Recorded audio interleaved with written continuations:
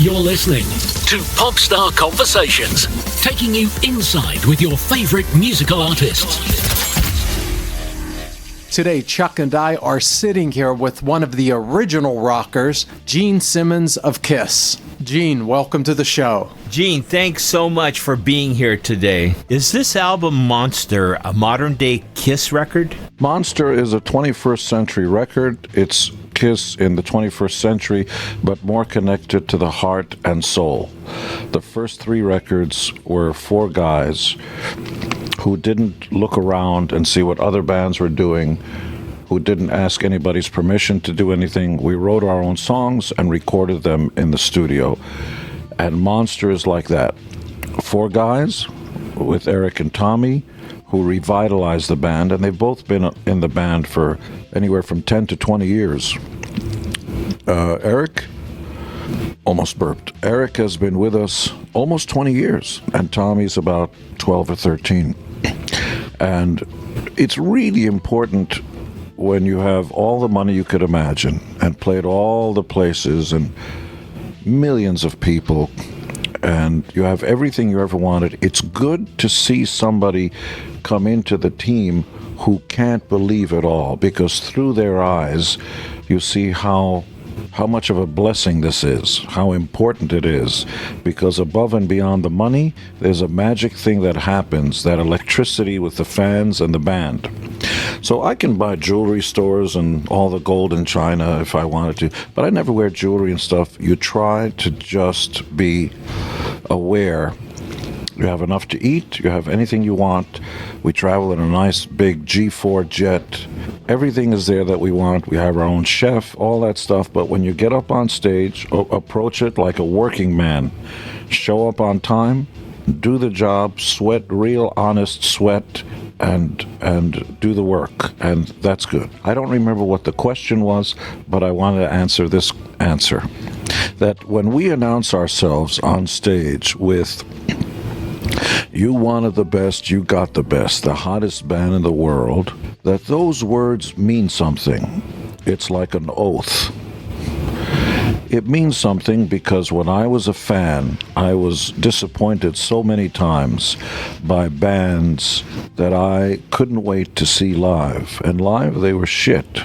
Okay, so I was so disappointed by some of the bands I heard, and we never wanted to do that. There is a legend to Kiss. Even the people that hate the band go, "Oh yeah, there's a big shadow. Before we come in, there's the history and all that stuff." And it's more than a band, it's a brand. Did you intend to keep this record in the traditional Kiss style? You've got to... we didn't allow guests to come down to the studio. There were no boys' choirs. There were no symphony orchestras. There's no girls singing in the background. There's not even keyboards, not even piano. I don't believe we even used acoustic guitars. Sometimes you can stick that on in the background for a little sound. You don't even hear it. Just two guitars, bass, and drums. It was good for the Beatles. It's good for us. Good for Zeppelin. It's good for us.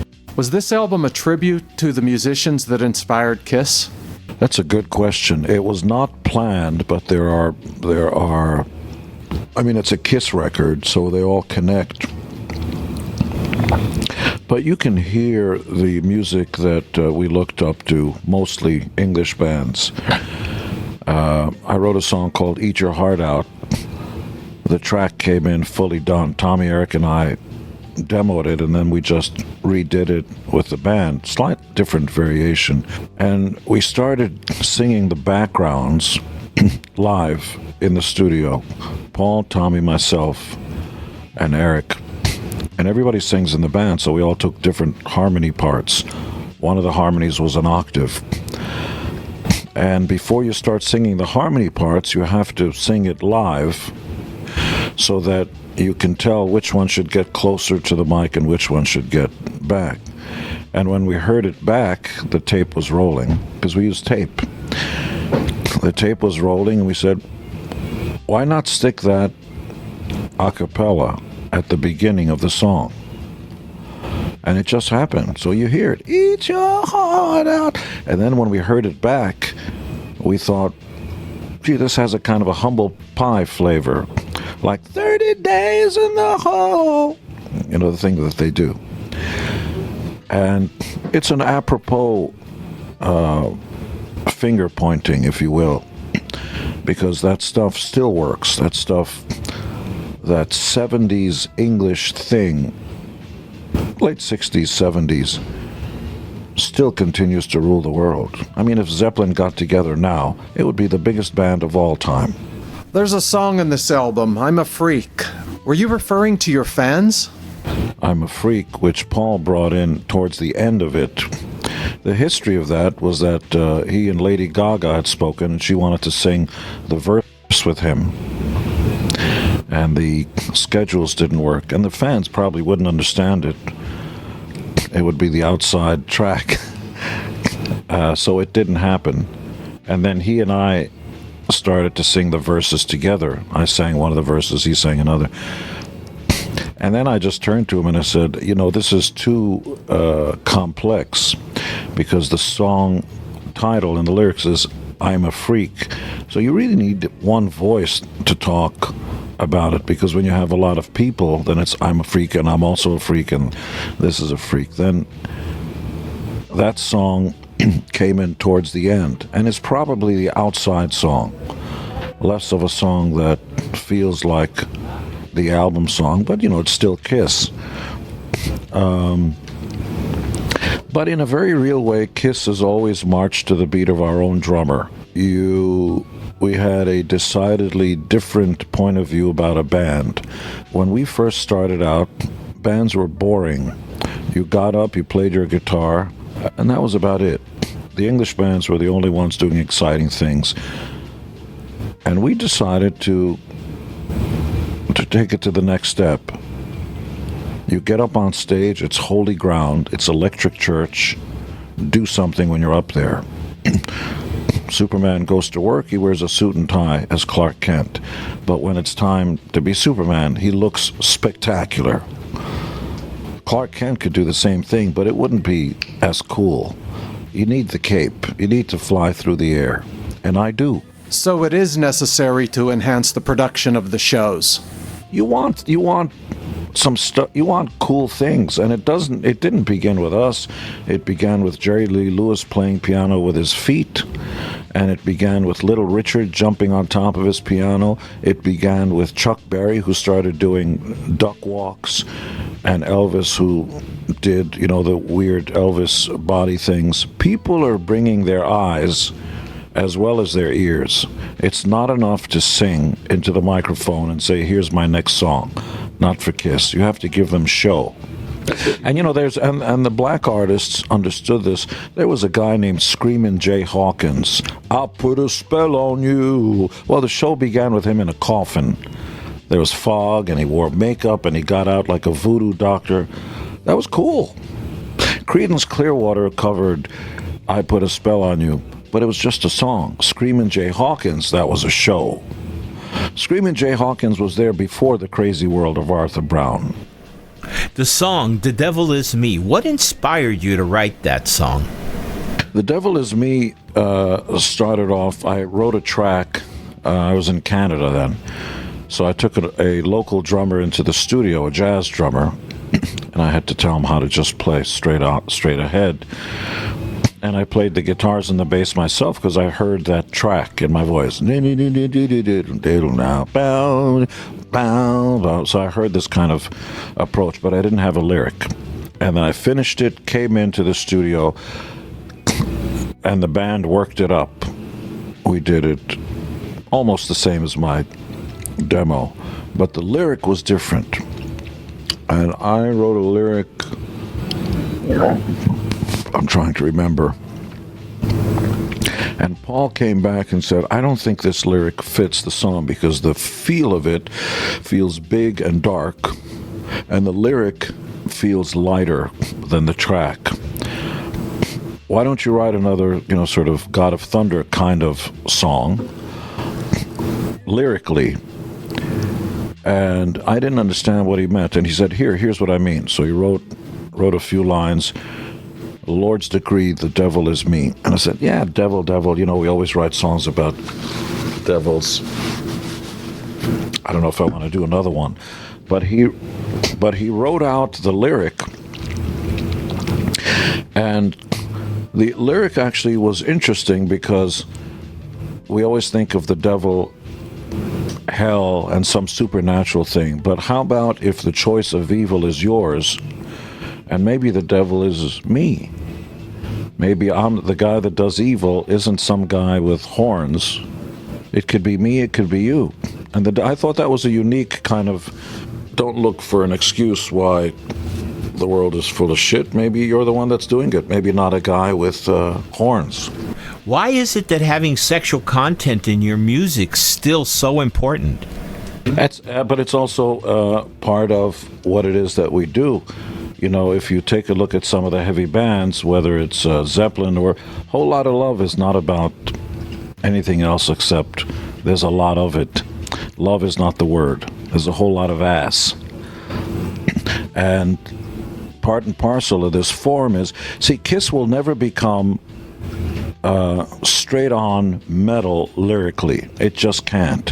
We can't sing about dragons and elves. It doesn't come naturally to us because it's not about mythology. The mythology of now and us living in the modern world is what interests us. And singing about the past, even back to the Stone Age, it's about me going, my cell phone is driving me fucking nuts. Just put me on a mountaintop every once in a while where the air is free, and I want to go back to a time when life was simpler, but you're living right here and right now. I want to go back to the Stone Age, back where I came from, back where we all came from, back where I belong. And that came when that lyric came, somebody once called me a Stone Age man, you know, that certain things are like food, eat, now, sleep, you know, the simple way of life. And technology is here to make your life easier, but if you live and die by technology, you're trapped. Because when your cell phone dies, all your numbers die, you don't know where you're going. If your GPS dies, you're trapped. You have to have your feet on the ground and be able to survive. So we are sexual beings. There's good and evil in us, and what Kiss sings about is the human condition of who we are. We want to enjoy life. We want to be free. You want to live free air. Nobody's going to tell me what to do. You know, sort of the aspiration of humanity. Hence the song, Hell or Hallelujah. That's right. And that was originally, Paul came in with the track, and that was originally a different lyric. It was something like, I can't remember, something like yes or no, gotta go, something very simple. And I was the one that pushed back and said, this is not, you know, the track is spectacular, but you got to sing about something else that's important to you. The lyric just didn't make sense. And he tripped over, you know, he wanted to use the hell thing and go, no, it's not about hell. And then he said maybe about choices, maybe about heaven and hell. Yeah, but that's cliche. And that's where Hell or Hallelujah came in as a kind of a lyrical idea. Once he got that, the lyric wrote itself. Gene, for your upcoming anniversary show, are you planning anything special? We're talking about a lot of ideas. First of all, we're going on a Kiss cruise, the second one, in the Bahamas. 5 days with our fans. It's going to be great. The first one was spectacular. And we do obscure songs, unplugged and in makeup, and, you know, without a big show, just coming out and playing the way we did on the very first tour. And we are planning on doing some big things, because who imagined 40 years ago, 4 idiots off the streets of New York who didn't have a clue how the world worked, we made $75 a week. And then at the end of the first year, we made $85 a week. But we didn't have to go 9 to 5. We thought this was the best life we could ever imagine. And here we are, close to 40 years on, with an empire. I mean, The Kiss Golf Course is in Las Vegas. The Kiss Coffee House is in Myrtle Beach. We have Kiss Cruises, Kiss Hello Kitty, which is in 90 countries. It's enormous. And, of course, the albums and the concerts, but that's not even the whole thing. There are 3,000 licenses, and the Kiss Monster book is coming out. You know how big that is? I heard it weighed 50 pounds. That thing must be massive. Well, it weighs as much as a 10-year-old.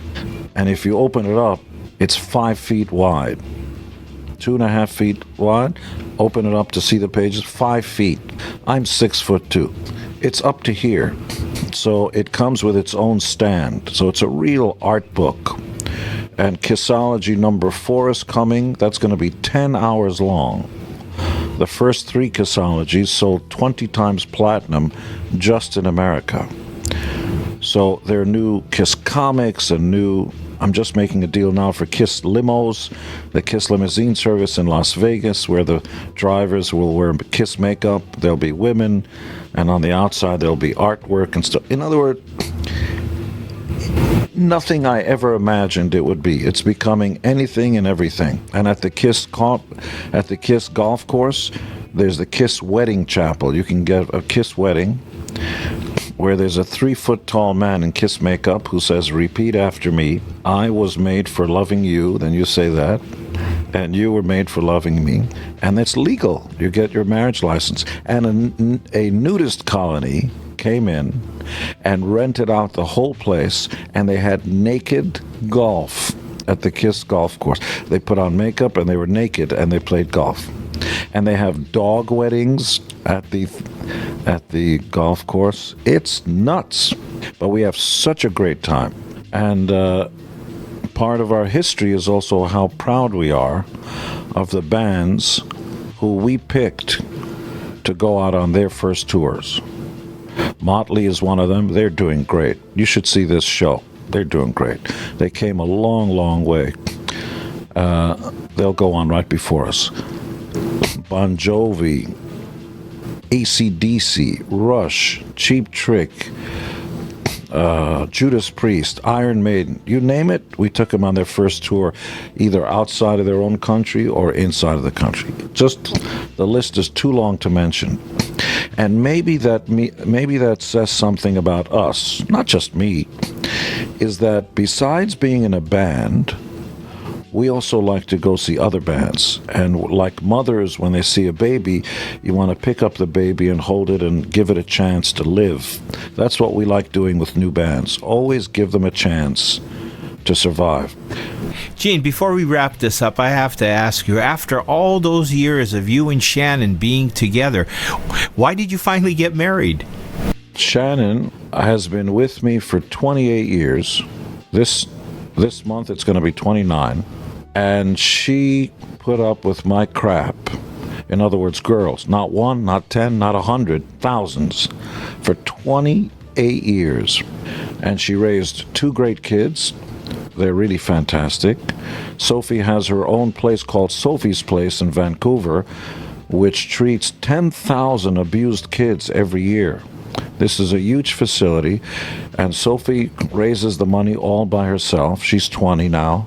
Nicholas is 23, and Shannon raised them. So I got married at 62.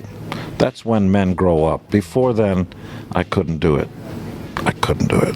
There's too much inside of me. You know, when like a balloon is ready to burst, every day I'd wake up and it felt like I wanted to burst. And you can't be on a diet and live in a bakery and be surrounded by cakes and cookies and chocolate. You can't. Gene, it's been an absolute pleasure. Thank you very much for coming on the show. Thank you very much. Thank you again for listening to Popstar Conversations. Be sure to click the subscribe button below and hit the red bell so that you'll be notified of our next exclusive interview. Thank you for listening to Popstar Conversations. Please join us again for another conversation with your favorite musical artist.